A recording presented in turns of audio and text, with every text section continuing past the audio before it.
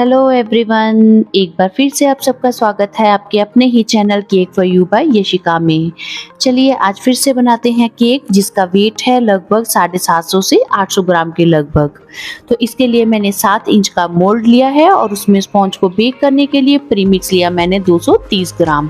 अब केक को बनाए हुए मुझे थोड़ा ही टाइम हुआ है, तो अभी ये पूरी तरीके से ठंडा भी नहीं हुआ है, बट क्योंकि मुझे केक जल्दी देना है तो थोड़ा सा जल्दी आज इसके ऊपर काम शुरू करते हैं। तो देख सकते हैं कि आप केक जो है हमारा ज़्यादा बड़ा नहीं बना है, क्योंकि ये 750 ग्राम के लगभग बनने वाला है। तो इसकी भी आज हम सिर्फ 2 लेयर्स में ही कटिंग करेंगे। ऊपर से हल्की सी थिन लेयर उतार दी है, क्योंकि हमने ऊपर वाला जो स्पॉन्ज का पार्ट कटिंग करेंगे उसको हम बोर्ड के साथ में चिपकाएंगे। अगर ऊपर से ये जो हम लेयर है कट नहीं करते हैं तो वो बोर्ड के साथ में अच्छे से स्टिक नहीं होता है।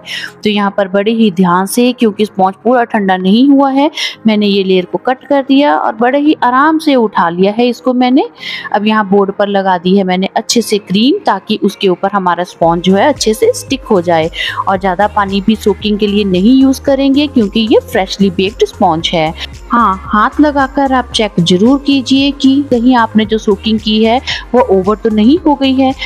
जब आप हाथ लगाकर थोड़ा सा दबाते हैं और अगर पानी स्पॉन्ज से वापस आता है तो इसका मतलब है कि आपसे सोकिंग ज़्यादा हो गई है। अब यहाँ पर क्रीम लगाकर उसको फैलाने के बाद में पहले तो मैंने डाल दिया है पाइनएप्पल का क्रश, क्योंकि मेरे कस्टमर की डिमांड थी कि उनको केक के अंदर थोड़ा सा पाइनएप्पल का और थोड़ा सा ही चॉकलेट का फ्लेवर चाहिए।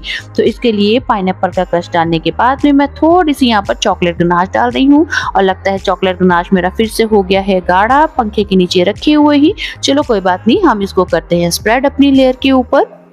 अब यहाँ पर जो हमारे केक की टॉप वाली लेयर थी उसको मैंने रख दिया है, और जो साइड से क्रीम केक के बाहर आ रही है उसको ही हम पैलेट नाइफ के साथ में अच्छे से फैला देंगे और साइड्स का जो गैप है इससे कवर कर देंगे। अब ऊपर सोकिंग करने के बाद में फिर से मैंने ऐड कर दिया है पाइनएप्पल का क्रश, क्योंकि अब कस्टमर की डिमांड है तो भाई उसका ध्यान तो हमें रखना ही पड़ेगा।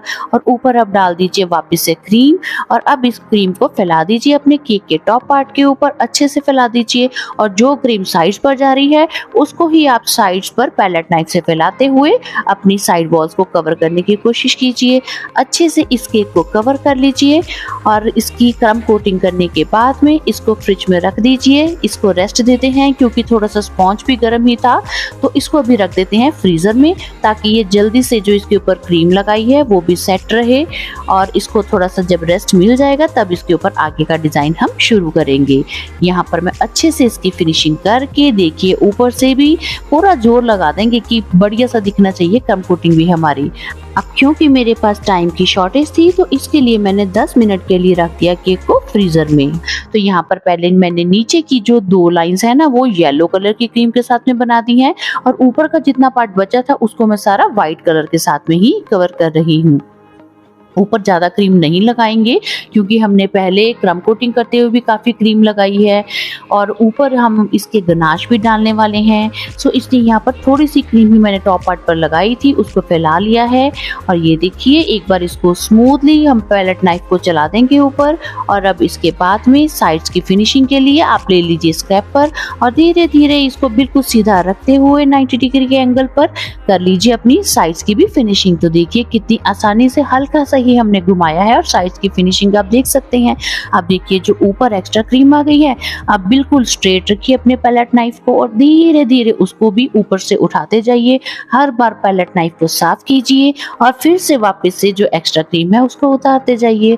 बस इतना सा ही काम है, और लीजिए आपके केक के शार्प एजेस बनकर तैयार हैं। अब जो नीचे एक्स्ट्रा क्रीम है उसको साफ करना मत भूलिएगा।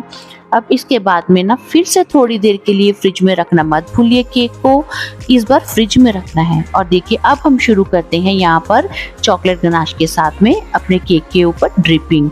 तो चॉकलेट गनाश को आप इस तरीके की कंसिस्टेंसी में लीजिए जो इजीली फ्लो करे, ओवरफ्लो नहीं, जो इजीली फ्लो करे। हाँ जी। और उसके बाद में आप पाइपिंग बैग में फिल कर लीजिए गनाश को, और बहुत ही हल्का सा कट देते हुए ना इस तरीके से हम उल्टा यू की शेप में बनाते हुए हर एक ड्रॉप को नीचे की तरफ गिराते जाएंगे। देखिए कुछ इस तरीके से। उल्टा यू बनाते जाइए और ऊपर से हर एक ड्रॉप जो है नीचे गिराते जाइए। तो अपने आप आपकी जो चॉकलेट गनाश है वो नीचे की ओर फ्लो करती जाएगी और ये 2:1 का चॉकलेट गनाश है। अब झट से केक को उठाइए और उठा के इसको रख दीजिए फ्रीजर में, अगर थोड़ा टाइम है तो। अगर ज्यादा टाइम है तो आप इसको फ्रिज में भी रख सकते हैं। और कहीं पर अगर लगता है कि ड्रिपिंग कुछ छोटी है तो वहां पर नीचे आप एक ड्रॉप और गिरा सकते हैं, नीचे की तरफ जहां पर हमारी ड्रिपिंग रुक रही है, खत्म हो रही है वहां पर। अगर ऊपर से ही आप ड्रिपिंग गिराते हैं तो फिर वो अलग वो शेप वैसी नहीं बनेगी नेचुरल के जैसी। तो यहाँ पर फ्रिज में रख दिया था मैंने, ड्रिपिंग सेट हो गई थी। अब जो ऊपर का पार्ट है ना वहां पर भी मैंने अच्छे से डाल दिया है चॉकलेट गनाश। अब चॉकलेट गनाश उतना ही डालिए जिससे हमारा टॉप का पार्ट अच्छे से कवर हो जाए। और क्योंकि मैंने इसको फ्रीजर में रख दिया था केक को, इसके साथ में क्या है जो ड्रिपिंग की है ना हमने बाउंड्री, वो अच्छे से जम चुकी है और ये जो हमारी चॉकलेट गनाश ऊपर से फ्लो होने से बच जाएगी। क्योंकि साइड वाली ड्रिपिंग की जब आपकी गनाश जम जाती है तो वो ऊपर वाली जो गनाश है उसको नीचे गिरने से बचा लेती है।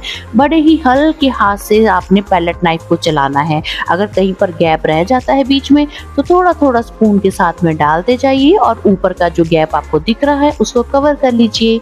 वैसे तो हम यहाँ पर डिजाइन ही बना देंगे, पर क्या करें, अब मन को तसल्ली नहीं होती है, बीच में गैप दिख रहा है, सो इसलिए काम तो भाई हम पूरा ही करके देंगे कस्टमर को। तो देखिए अपनी पूरी मेहनत लगाइए और जब तक आपका मन आपके काम को पसंद ना करे तब तक आप काम को मन लगाकर कीजिए। अब झट से इसको उठाइए और मैंने रख दिया इसको फ्रीजर में। जब अच्छी तरह से आपका गनाश सेट होगा तब ही उसके ऊपर आगे का काम कीजिए। जब तक गनाश सेट नहीं होता हम उसके ऊपर काम नहीं करेंगे। मेरा गनाश अच्छे से सेट हो गया था, सो मैंने पाइपिंग बैग में डाला 2D नोजल को और यहाँ पर हम बना रहे हैं स्वर्ल। ये देखिए एक स्वर्ल का राउंड बनाया, उसके ऊपर दूसरा राउंड बनाया और हल्के से तीसरे राउंड में हमने नोजल को उठा दिया। तो इस तरीके से जब आप स्वर्ल देते हैं तो आप छोटे से छोटे केक को भी ना थोड़ा सा बड़ा डिजाइन बनाकर आपका केक लगेगा कि जैसे ना वो साइज में बड़ा केक है। अब ये है तो चाहे 750 ग्राम का केक बना रही हूँ, पर इस डिजाइन से ना कुछ ऐसी लुक आ जाती है कि केक देखने में लगता है कि 1 किलो का ही केक है। ये देखिए मैंने पाइपिंग बैग में ना 2 कलर की क्रीम मिक्स करके डाली है, एक तो व्हाइट ही है और दूसरी येलो डाल दी थी। सिंपल सा है तो ये ब्लैक फॉरेस्ट के जैसा केक ही है, पर मेरे को ना कलर कॉम्बिनेशन कुछ अलग सा देना था। अच्छा लगता है हर बार ना कुछ अलग सा डिजाइन बना के, अपने आप को अच्छा लगता है। तो यहाँ पर अब मैंने ली है गोल्डन ग्लिटर। और हाँ, गोल्डन ग्लिटर डालने से पहले ना पंखे को बंद करना मत भूलिएगा, नहीं तो गोल्डन ग्लिटर डालेंगे कहीं और वो पहुंचेगी कहीं और। मेरे साथ ऐसा कई बार हो चुका है, इसीलिए आपको भी ये टिप बता रही हूँ। तो इससे क्या है ना, जो केक के ऊपर देखिए अच्छी सी शाइनिंग आ जाती है, केक की ना एक लुक जो है रिच सी लगती है। अब जो बीच का गैप था ना वहां पर पहले तो मैंने डाल दिए व्हाइट चोको चिप्स। मुझे लगा कि इसके साथ में ना बीच का गैप कवर हो गया और ये अच्छा भी लग रहा था, पर फिर मुझे लगा कि नहीं, कस्टमर को ना कुछ और ज्यादा देना चाहिए। तो फिर जब मैंने क्या किया, मेरी जो गनाश है वो ऑलरेडी सेट तो थी ही, इसलिए कोई डर नहीं है। हल्के हाथ से ना मैंने ये चोको चिप्स को साइड पर किया दोनों तरफ से और बीच में मैंने रख दिया वेफर रोल। वेफर रोल आपको मार्केट में इजीली मिल जाते हैं। एक वेफर रोल को मैंने 3 पीस में कट कर लिया था। तो इस तरीके से हमारे 2 वेफर रोल ही लगे हैं इस केक के ऊपर। देखिए एक जैसा साइज ही कट कीजिए। और हाँ, एक और टिप, इन वेफर रोल को कट करने के लिए ना आप सीजर का इस्तेमाल करें।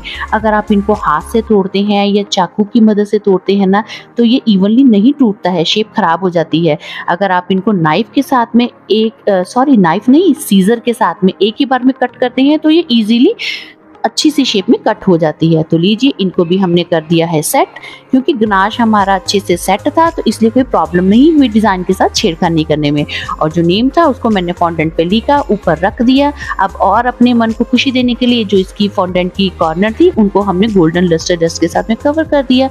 देखिए केक का वेट, अब इसमें से अगर आप बोर्ड का 120-30 ग्राम का वेट माइनस कर देते हैं तो ये हमारा 750 ग्राम का केक रेडी है। सो फ्रेंड्स, मेरे चैनल को जल्दी से सब्सक्राइब कर दीजिए और अच्छी अच्छी टिप्स लेने के लिए। और मैं जल्दी ही आपके लिए केक डेकोरेशन की एक और वीडियो लेकर आऊंगी। Till then bye bye, thanks for watching.